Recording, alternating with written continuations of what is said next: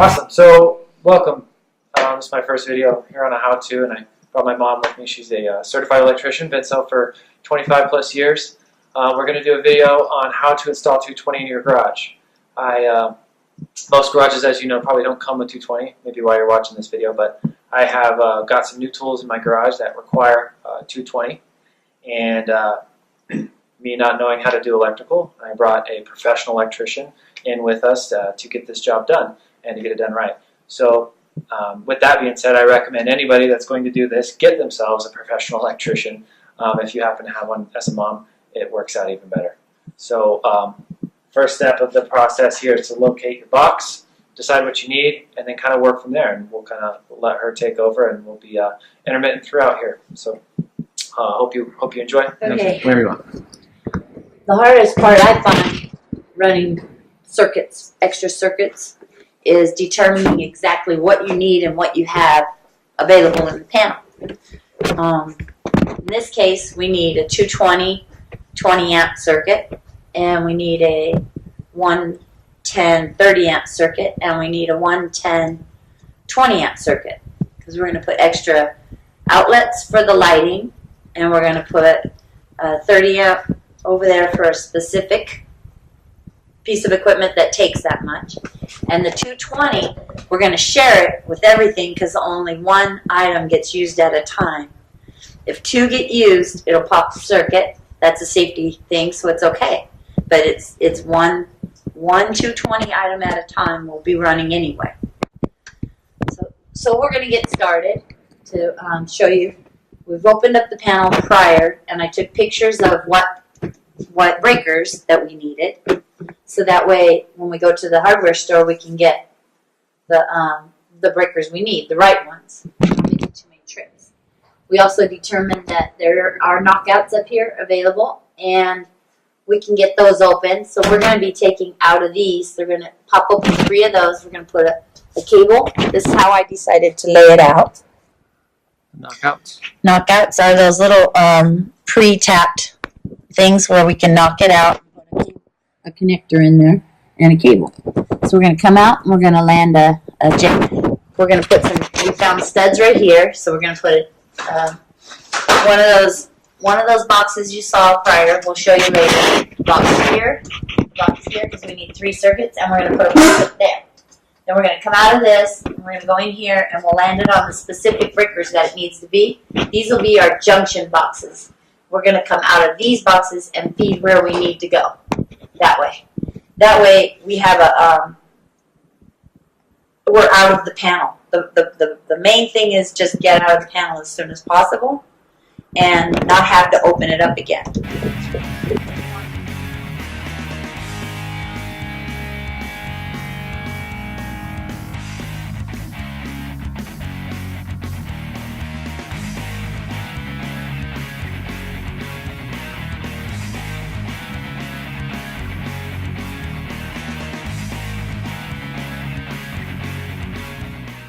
First of all, I have shut all the power off in the panel. There is no power going on.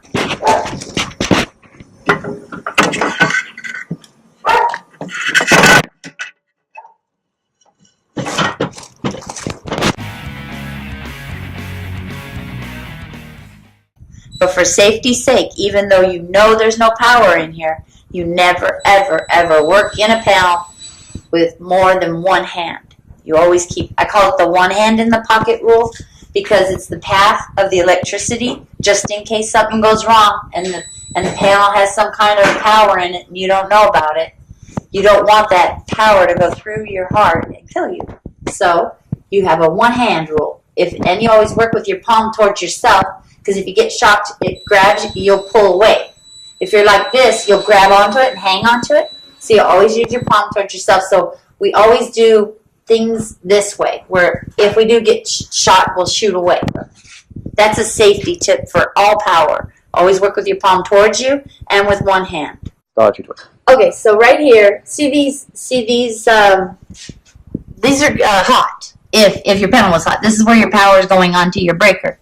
If this is A phase and this is B phase, so when I'm saying 220, that's 110 plus 110 equals 220 volt. If you just put a single breaker in there, you're using a 110 volt. 30 amp, this one happens to be, but most of them are usually 20 amp. For the sake of this one, we need 20 amp 220. So these are together, and if something goes wrong, they'll flip off together. They'll trip together when something goes wrong. So that's why they're tied together. Then we have this, and you'll hit both bars. And like I said, they're kind of hard to put on. So sometimes it takes a muscle to put it in there, which is fine. That's on right. And then we're going to we need our 30 amp as well.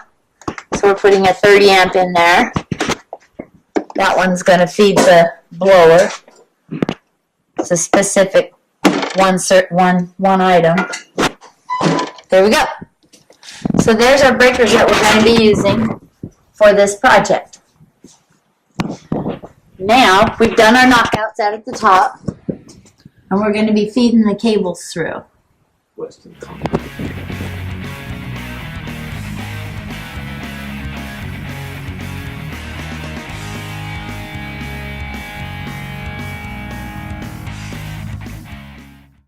What I've done is determine the length of the wire. So I have this to go there. I'm going to put this through, but this has to go in that hole. So first of all, I'm going to feed it through.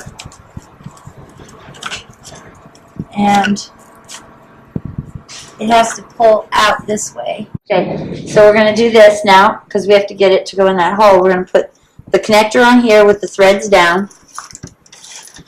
I'm going to feed this through. And then we're going to go on here, make this work.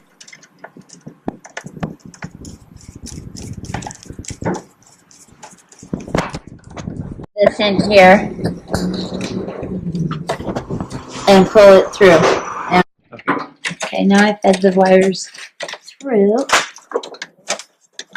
And you try not to scrape them. So you just kind of put them in gently. Sometimes it helps if you just pull one at a time, little by little. And then we feed this up. Up and on there. Is it in there, guys? Mm-hmm. Okay, so that gets to go up on there.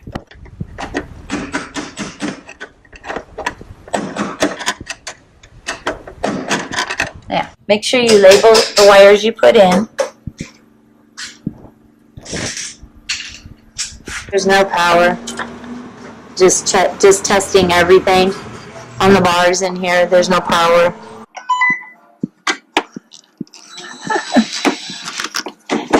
Okay, and you make sure everything is extremely tight too.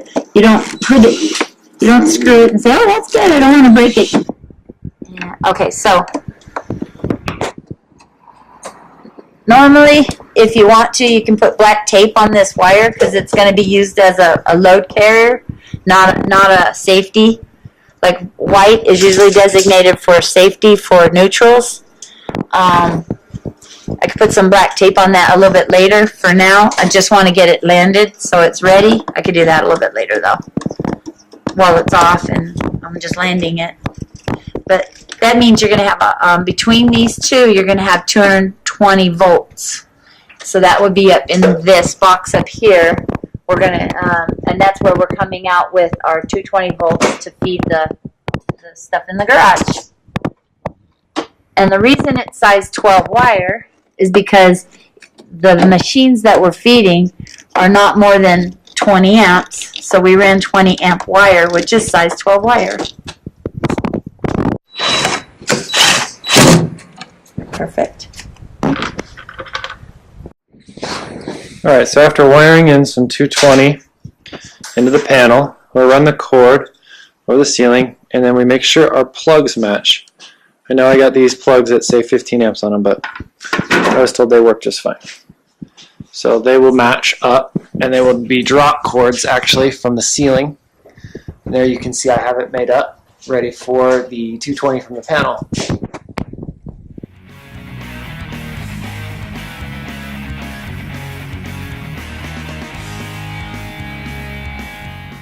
Alright, so here we are. We have the breaker all put back together. Here's the circuits that we put in. We have our 220, our 30 amp, and our two 110s. And we wired them up, and we left the boxes open just so we can see them in the video. It's important you wire your green, your white, and your black in that order before you put your cover on. You always want to do that. In this case, with our 220, our white should be a black because we have two blacks from the old box. And then there's our 110 box makeup, and that's where the green, white, black order comes in. Important because you want to have your ground, your neutral, and your hot in that order wired in. And then we ran the MC cable, which is our 12-2 metal clad cable, up across the ceiling, all the way over to our junction boxes here. Now the one on our left over there, that's going to be our 220, and that one will have our different outlet. We wired it into a 12-3 SO cable, and you can tell it's different from your standard 110 outlet because it has that as opposed to that, which is where our 110 is. Our 220 continues on down to here where we have our switch because we hardwired in our radial arm saw to the switch here. Now you can see in there how it is wired. We'll put a cover over that so that way it's on there. And apparently code requires you to have a switch that when you have something hardwired in that you can't unplug. Service disconnect. Also known as a service disconnect. So you guys can see this here. Do we have that? We have that off, right? Yeah, 220 off. Supply side, load side. Load on the bottom, supply on the top. There you go. Supply and load. And line, also line up, known as line. This would be our other 220 with a plug as it comes wired in from that J-box there. And we have all of our 220 on one breaker here. The reason being is I'm not going to be running more than one tool at a time. So I can put them all on one breaker. If I was to run more than one 220 at a time, then the breaker would pop. But no big deal, we just come on and reset it. This is our 30 amp. That runs up over the garage and down over here. Remember, we had to put that 30 amp breaker in it, so that way I could run my dust collection system. I've hooked in here my little wireless remote into the 30 amp breaker. Now, when you run something 30 amp as opposed to our 20 amp, you have to put your 10 cable. So this will be 10-2 MC metal clad 10-2 cable or wire, I should say. And there's my dust collection. All right, cool. So thanks for watching. I hope you learned something, and stay tuned for, I guess, more hopefully how-to videos. Thanks.